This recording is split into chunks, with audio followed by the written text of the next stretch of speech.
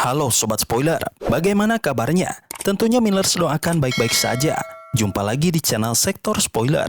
Pada video kali ini, Millers akan bahas kelanjutan cerita dari Donghua series Renegade Immortal episode 100. Seperti biasa, Millers mau ingatkan lagi bagi Sobat Spoiler, karena video ini mengandung spoiler, Mimin sarankan untuk tonton dulu episode-episode sebelumnya, biar ngerti jalan ceritanya. Tapi buat sobat spoiler yang gak sabar dan udah siap dengerin kelanjutan ceritanya, langsung saja kita gas ke ceritanya. Di episode sebelumnya, Wang Lin yang sejak awal curiga menghadapi Murong dalam pertarungan sengit. Dengan bendera 1 miliar jiwa dan kekuatan penyegelnya, Wang Lin berhasil mengurung Murong, mengungkap bahwa altar itu hanyalah umpan dari makhluk-makhluk pemakan jiwa. Sementara sebagian pembudidaya membunuh makhluk jiwa demi mencari bagian diri mereka yang hilang, Wang Lin memilih jalan penyegelan. Petunjuk dari Murong membawanya menuju jurang yang dikelilingi 9 gunung, tempat sang raja mampu mengekstraksi jiwa dari kristal planet kultivasi. Di sana, Wang Lin bertemu kembali dengan Liu Mei. Pertarungan di antara mereka tak terhindarkan. Liu Mei ingin menyempurnakan domain ilusi miliknya, namun Wang Lin justru menantangnya dengan mimpi buruk. Ilusi terakhir bukanlah hadiah, melainkan bayangan yang menyakitkan. Dengan bantuan Meiji, sosok dari domain nafsu, Wang Lin menembus pertahanan dingin Liu Mei. Meski Liu Mei berhasil menyerap emosi yang dibawa Meiji, Wang Lin tak menunjukkan belas kasihan. Baginya, semua ini adalah langkah menuju satu tujuan, mengambil kembali jiwanya yang tersebar. Di sisi lain, para leluhur klan abadi bersiap membuka jalur masuk baru ke makam dengan menggunakan tengkorak spiritual kuno. Namun salah satu dari mereka menyadari bahaya. Leluhur ketiga merasa terancam ketika menyadari bahwa domain nafsu yang muncul adalah miliknya. Ia pun mengubah sedikit strukturnya agar tak bisa dikuasai oleh siapapun. Sementara itu, Wang Lin sedang mengaktifkan altar. Namun gangguan muncul dari Liu Mei. Kabut merah muda yang keluar dari dahinya memicu pertarungan jiwa dengan entitas Meiji. Gangguan dari leluhur ketiga membuat Meiji gagal menguasai Liu Mei, lalu meledak dan berubah menjadi ilusi ke-1000. Menyempurnakan domain Liu Mei menjadi domain 1000 ilusi nafsu. Yang muncul menyebar luas dan menciptakan ilusi menggoda yang mampu melumpuhkan pertahanan jiwa. Wang Lin sempat terkena dampaknya, membuat pikirannya kacau dan tak stabil. Dalam waktu 2 hari, kabut itu menghilang. Dan Liu Mei ditemukan terbaring di sisi altar. Ia merasa bingung atas apa yang terjadi, karena domainnya berkembang ke bentuk akhir secara tak terduga. Dan di dalamnya kini terdapat jejak aura Wang Lin, menimbulkan perasaan yang campur aduk di dalam hatinya. Sementara itu, Wang Lin sudah kembali ke bagian terdalam makam, meninggalkan persoalan pribadi untuk fokus pada misinya. Di episode selanjutnya, di tengah makam Suzaku, Wang Lin berjalan perlahan dengan waspada. Lingkungan sekitarnya penuh dengan makhluk misterius dan ancaman tak terduga. Ia menyusuri sebuah celah sempit di antara 2 gunung tinggi yang diyakininya mengarah ke pusat makam. Saat ia mendekati dinding gunung yang tampak basah, air tiba-tiba melonjak dan membentuk sosok wanita dari tetesan yang melayang. Wanita itu memancarkan aura aneh dan mencoba menghalangi perjalanannya. Wang Lin segera mundur dan memperluas indera ilahinya. Ia menemukan seseorang yang dikenalnya tengah bertarung dengan makhluk air di jalur gunung. Tanpa ragu, ia menerobos masuk, memanggil pedang surgawi dan melepaskan jiwa asalnya. Jiwa raksasa itu menghantam wanita air dan menyegel bagian-bagian jiwanya satu persatu. Dengan sekali serang, Wang Lin membuka jalan untuk menyelamatkan Wan yang ternyata tersembunyi di dalam makhluk tersebut. Setelah kembali ke tubuhnya, Wang Lin bergerak cepat menembus kedalaman gunung. Tapi wanita itu tidak hilang. Ia kembali menyatu dan mengikuti Wang Lin dalam wujud cair, menyusup diam-diam ke dalam gunung. Di dalam, Wang Lin menemukan seorang lelaki tua penuh tato sihir, sedang melakukan ritual untuk menyegel makhluk air lainnya. Lelaki ini ternyata adalah musuh lama yang pernah mengejarnya di masa lalu. Pertemuan tak terduga itu memicu pertempuran sengit. Lelaki tua menyerang dengan tato-tato kuno. Namun Wang Lin lebih gesit dan menghancurkannya satu persatu. Ia memanggil bendera jiwa, memanggil ratapan hantu dan makhluk jiwa yang kuat, termasuk Cilin Ungu. Serangan besar itu memaksa lelaki tua mundur, apalagi setelah mengenali beberapa jiwa yang pernah menjadi bagian dari klannya. Saat itulah, wanita air kembali muncul dan mendekati lelaki tua. Tapi Wang Lin tetap fokus pada misinya. Ia membebaskan wanita yang tersegel dan mengepungnya dengan jaring jiwa. Wanita itu terlihat sangat mirip dengan Li Muan, sosok yang selalu menghuni pikirannya. Meski ia mencoba kabur dan mengaku tak bisa dibunuh, Wang Lin tak terpengaruh. Ia memerintahkan 6 jiwa utama untuk menyerang bersama. Tubuh wanita itu meledak menjadi ribuan tetesan air.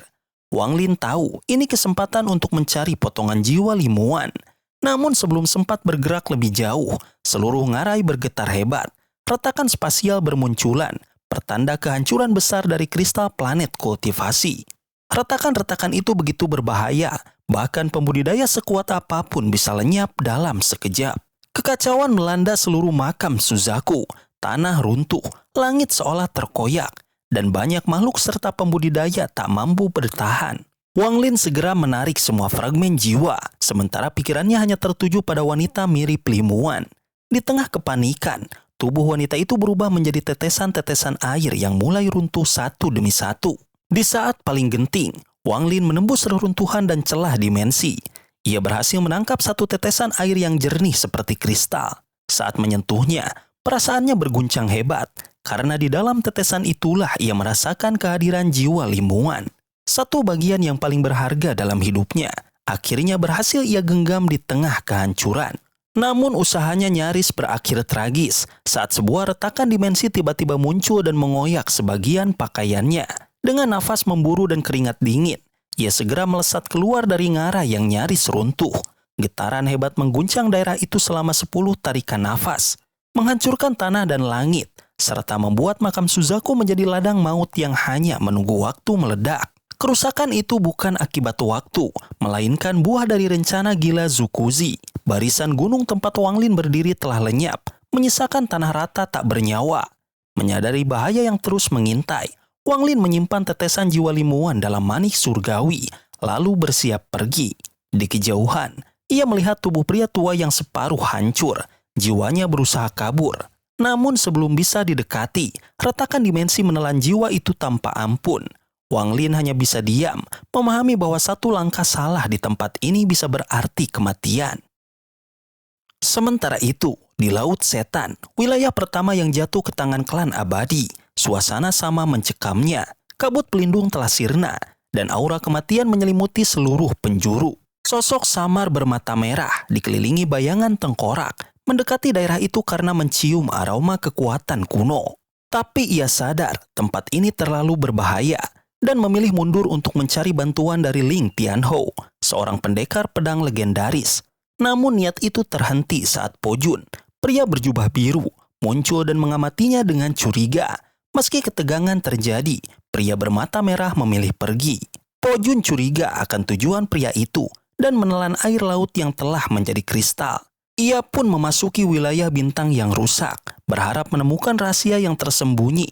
Sementara itu, jauh di dalam tanah dewa kuno, Tuo Sen, pria berambut merah aut-autan, duduk di atas pilar sambil tertawa menyeramkan. Ia telah merancang segalanya, menggunakan murid klan abadi untuk menghancurkan segel dan membuka jalan menuju kristal planet kultivasi. Tujuannya, melahap Wang Lin dan menjadi dewa kuno bintang 8. Tuo Sen merasa dirinya tak terkalahkan setelah mendapatkan potongan terakhir warisan pengetahuan Wang Lin. Di sisi lain, lelaki tua bermata merah dengan seekor monyet di bahunya mendeteksi kehadiran makhluk lain di makam Suzaku. Ia bergerak menuju pusat makam, menghindari retakan dimensi dengan mudah. Tak lama kemudian, Wang Lin muncul dan mendarat di tempat yang sama. Ia merenung sejenak, menyadari bahwa ancaman kali ini lebih besar dan tak bisa diabaikan. Dengan penuh kewaspadaan, Wang Lin kembali terbang perlahan, menyebarkan indera ilahi untuk menghindari keretakan mematikan. Selama 2 hari ia menyusuri tanah yang hancur, hingga tiba di wilayah misterius yang dipenuhi puluhan ribu cekungan. Setiap cekungan memiliki pedang panjang yang tertancap, memancarkan niat membunuh yang menusuk langit. Ia juga mulai mencurigai bahwa makam Suzaku sebenarnya adalah kristal planet kultivasi itu sendiri. Di pusat area itu, ia menemukan cekungan besar tertutup es biru gelap.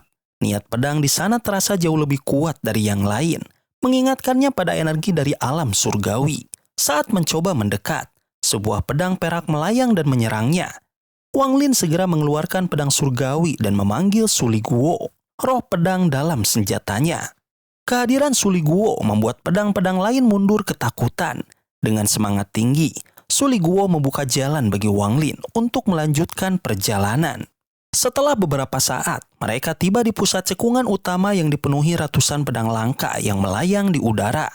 Suli Guo ketakutan, tapi Wang Lin melemparkannya langsung ke tengah medan.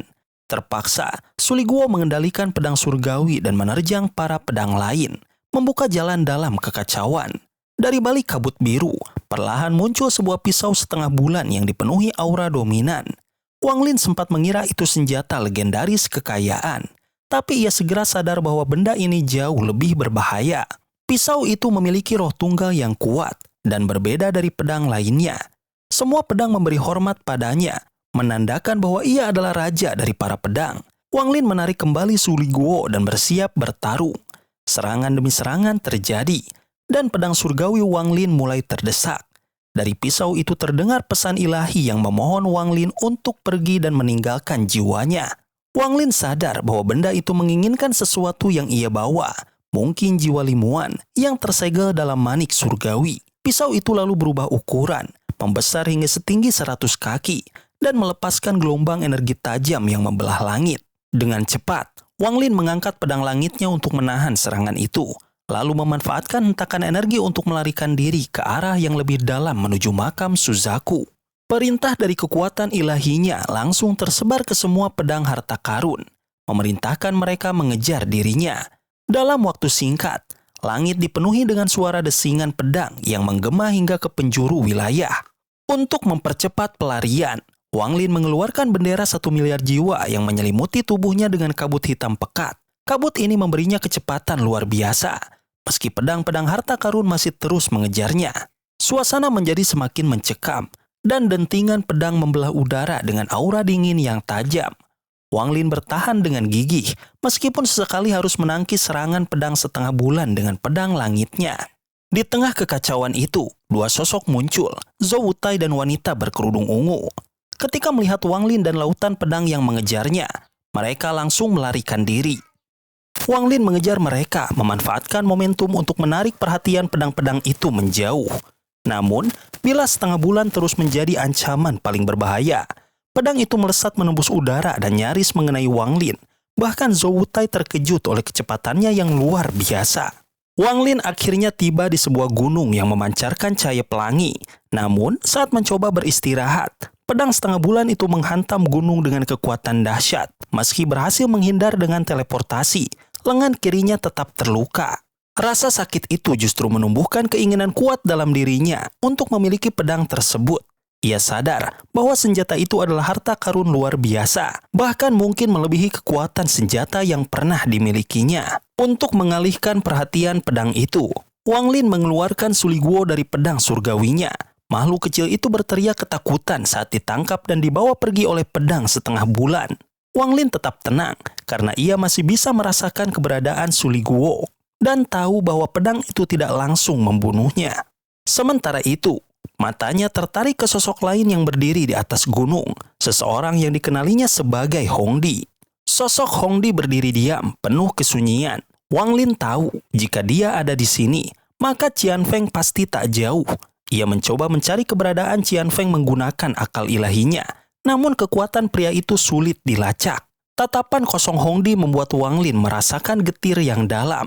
Dulu, wanita itu adalah jenius hebat dari Suyu, angkuh, kuat, dan penuh kebanggaan. Tapi sekarang, yang tersisa hanyalah bayangannya yang hampa. Qian Feng akhirnya melarikan diri ke arah Gunung Roh, meninggalkan Hongdi untuk menghadang Wang Lin. Dengan pedang merah dan aura spiritual kuat, Hongdi kembali menunjukkan keinginan bertarungnya. Ia menyerang dengan kekuatan penuh, menyelimuti udara dengan es merah. Di tengah serangan, ia berbisik lirih, meminta Wang Lin untuk membunuhnya.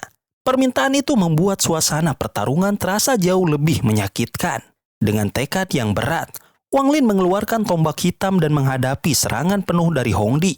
Cambuk jiwa yang digunakan Hongdi sempat terpental dan hampir menyerangnya, namun Wang Lin berhasil menangkisnya. Saat pertarungan semakin memanas, Hongdi kembali meminta untuk dibunuh. Di puncak konflik, ia mengeluarkan mawar merah dari mulutnya yang memancarkan sosok dirinya di masa lalu, anggun, kuat, dan penuh harga diri.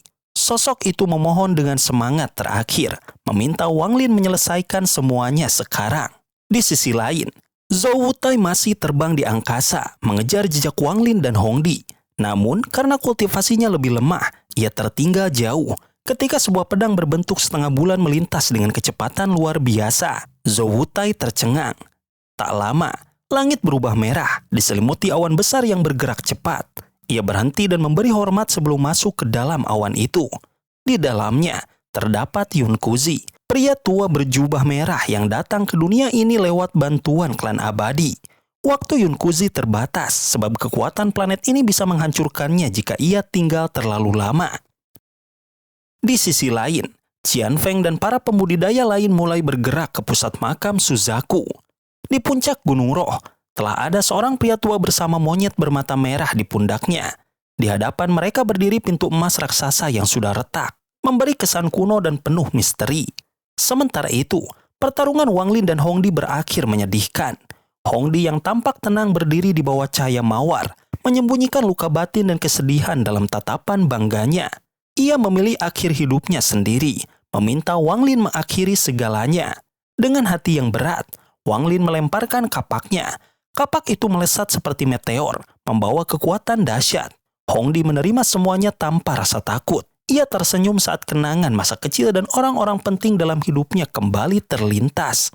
Dentuman keras terdengar saat kapak menghantam tubuhnya. Dalam sekejap, tubuh Hong Di berubah menjadi kabut darah, menghilang bersama angin. Hanya batu giok dan jiwa laser yang tertinggal, melayang diam di udara. Meski tubuhnya lenyap, pesona dan warisan Hong Di tetap membekas di hati Wang Lin. Batu giok itu ternyata menyimpan informasi penting tentang Qian Feng dan ambisinya yang terus melahap domain orang lain demi memperkuat keinginannya sendiri. Melalui batu itu, tersampaikan permintaan terakhir Hong Di, kalahkan Qian Feng. Dalam keheningan, semangat baru tumbuh di hati Wang Lin. Setelah semuanya selesai, Wang Lin turun dan memanggil kembali kapaknya. Ia juga mengambil cambuk jiwa milik Hong Di, menyimpannya untuk dipelajari nanti. Pandangannya kembali tertuju pada tempat terakhir Hong Di berdiri. Lalu tanpa kata, ia melesat menuju Gunung Roh. Di tempat itu, Yun Kuzi baru saja tiba dengan awan merahnya bersama Zhou Wutai. Awan itu berubah menjadi pusaran sebelum perlahan menghilang, memperlihatkan sosok Yun Kuzi yang berdiri gagah. Di atas puncak gunung, seorang pria tua bernama Mo Lihai sudah menunggu. Dengan monyet kecil di bahunya, Yun Kuzi bisa merasakan bahwa orang ini bukan berasal dari planet Suzaku dan menyimpan kekuatan yang tak bisa dianggap remeh. Di tengah mereka, berdiri pintu besar menuju makam pertama Suzaku. Pintu itu tak bisa dibuka kecuali dengan jantung planet, jadi mereka hanya bisa menunggu.